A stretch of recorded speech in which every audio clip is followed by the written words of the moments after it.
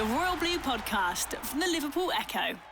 Good morning. The Deloitte Money League has been released today and Everton remain in the top 20 richest clubs in European football. 8 English clubs made it in there. Everton are the lowest placed at number 19, just beating out Napoli to round out the top 20. Barcelona lead the way. Theo Squires is with me, Joe Rimmer, to talk about the figures. Good news for Everton. They still remain in the top 20 teams in European football, despite a couple of turbulent years. Yeah, definitely. It shows the ambitions at the club at the moment. Like, they're making the statements by bringing in Carlo Ancelotti as manager. They've got the new stadium they're moving to, and it just shows the growth is there. They're building an exciting squad at the moment. They're moving in the right direction, even when results aren't quite going their way.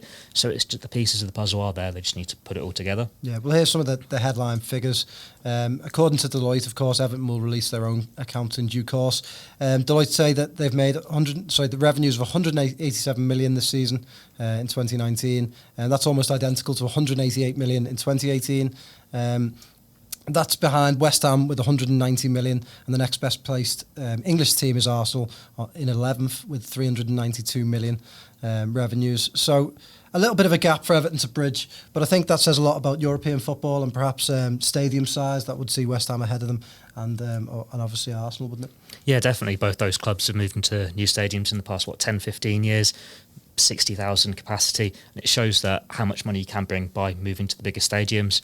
Arsenal probably lost out on a bit of money by missing out on the Champions League, but that's a club this season we've seen Everton competing with, hoping to get into Europe, bringing those big figures back into the club by playing against some of the best teams in the continent in European competition. Look, they're well positioned.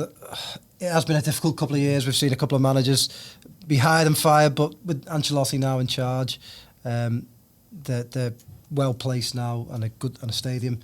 Hopefully on the way soon. They're well placed now, aren't they, to sort of get back into European Cup football and challenge these types of teams. I'm sure they'll go past West Ham, not in the not too distant future, and Arsenal will be within their sights, won't they? Yeah, definitely. It's an exciting time to be a Blue. Like, Ancelotti is one of the best managers in Europe. If he is backed, given time, can bring in the right players, and they can all gel rather than the previous regime when we've seen it a bit hit and miss, then it is just going to be on the rise for Everton. They're putting in some good performances on the pitch in recent weeks. Granted, the derby didn't go their way, but the promising signs are there. And West Ham, they're hit and miss this season as well. The only reason they're above Everton is, because of the London Stadium, and because of the deal with that, they're not having to pay as much as other clubs would. Arsenal, like what we've said before, they're going to be missing out on funds. So Everton, it's really there in their grasp. If they get this right on the pitch with the manager and get the right signings in, the stadium comes to fruition and does well for them, then it's a great time for them. Great. Well, Everton's general meeting is coming up tonight at 7 p.m. from the Philharmonic Hall.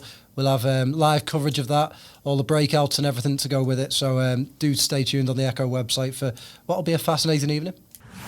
The Royal Blue Podcast from the Liverpool Echo.